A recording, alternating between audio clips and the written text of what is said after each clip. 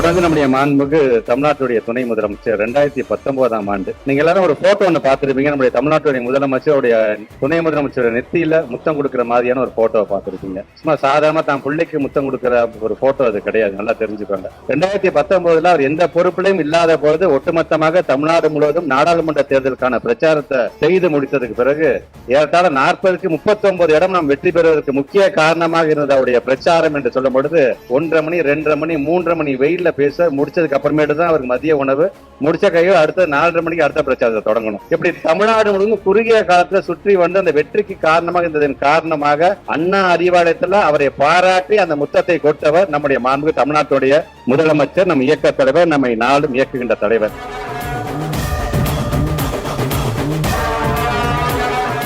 வருகின்ற 2026 நம்முடைய தமிழ்நாட்டுடைய முதலமைச்சர் அடிக்கடி சொல்ற மாதிரிதான் வெல்வோம் 200 படைப்பும் வரலாறுல இல்ல 234 வென்று காட்டுவோம் என்று உறுதி சொல்லக்கூடிய ஒரு நிகழ்வாக இந்த நிகழ்வு அமைந்திட வேண்டும். இளைஞரணி செயலாளர் ஒருத்தர் மட்டும் உழைத்தால் பத்தாது, ஒட்டுமொத்தமாக நாமும் உழைத்து அவர் என்னென்ன அறிவுரை சொல்கிறாரோ அந்த அறிவுரை கேட்டு நாமும் உழைத்து அவர் எண்ணுகின்ற வெற்றியை ஈட்டு தருகின்ற முதல் மாவட்டமாக நம்முடைய திருச்சி மாவட்டம் இருந்தது என்கின்ற பெருமை அவருக்கு தேடி தரும். திருச்சினால எப்பவுமே திருப்புமணி அப்படின்னு சொல்லுவாங்க. முத்தமிழர் கலைஞர் அவர்களுக்கும் நம்முடைய கழக தலைவர்களுக்கும் மனதிற்கு மிகவும் நெருக்கமான பிடித்தமான ஊர்னா அது திருச்சி தான். திருச்சி மேப்ல மட்டும் தமிழ்நாட்டுக்கு சென்டர் பாயிண்ட் கிடையாது. கழகத்துடைய வரலாற்றுல பல்வேறு மாநாடுகள் நிகழ்ச்சி நடத்துகின்ற கழகத்துடைய சென்டர் பாயிண்டும் திருச்சி தான்.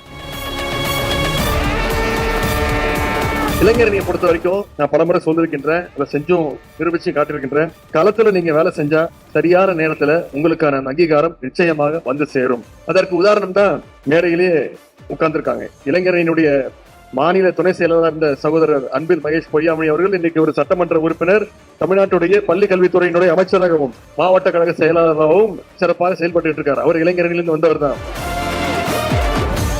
நான் மீண்டும் சொல்கின்றேன், சரியான நேரத்துல தலைவர்கிட்ட சொல்லி உங்களுக்கு சரியான அங்கீகாரத்தை நான் பெற்று தருவேன். ஆனா அதற்கான பகுதி நீங்கள் வளர்த்து கொள்ள வேண்டும். 2026 200க்கும் அதிகமான தொகுதிகள்ல நம்முடைய கழக அணி ஜெயிக்கணும்னா அதுக்கு இளைஞரணி ஒன்றிய நகர பகுதி பேரோர் நிர்வாகிகள் உங்களுடைய வர்க்கு மிக மிக அவசியம். குறிப்பா திருச்சி மாவட்டத்துல திருச்சி மேற்கு, திருச்சி கிழக்கு, திருவெரும்பூர், மணப்பாறை, மணச்சநல்லூர், ஸ்ரீரங்கம், முசிறி, லால்குடி, துறையூர் ஆகிய 9 தொகுதிகளிலும் கழக அணி, திராவிட முன்னேற்ற கழக அணி, உதயசூரியன் அணி ஜெயிச்சு காட்ட வேண்டும், வெற்றி பெற்றாக வேண்டும்.